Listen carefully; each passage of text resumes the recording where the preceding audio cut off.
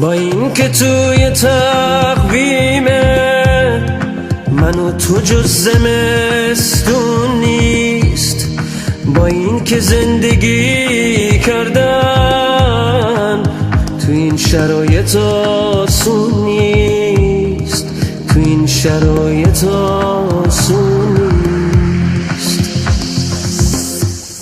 با این که آرزوهامون به خواب و رویا محدوده، تا میتونی تحمل کن که تا بوده همین بوده، که تا بوده همین بوده.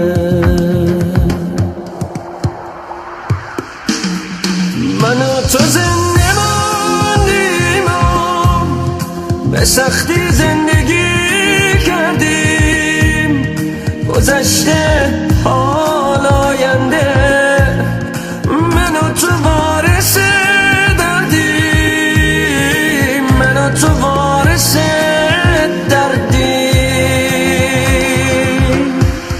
من و تو زنده ماندیم و به سختی زندگی کردیم، واسه یه لحظه آرامش ما هر کاری بگی کردیم، ما هر کاری بگی کردیم.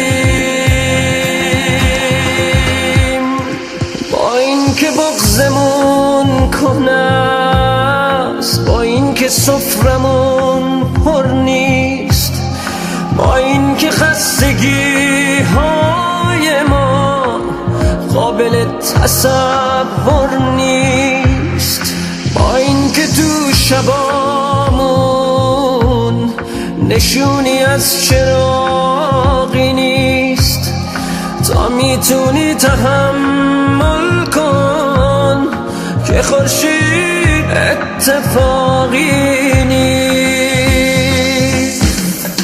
من و تو زنده ماندیم و به سختی زندگی کردیم، گذشته حال آینده من و تو وارث دردیم، من و تو وارث دردیم. من و تو زنده ماندیم و به سختی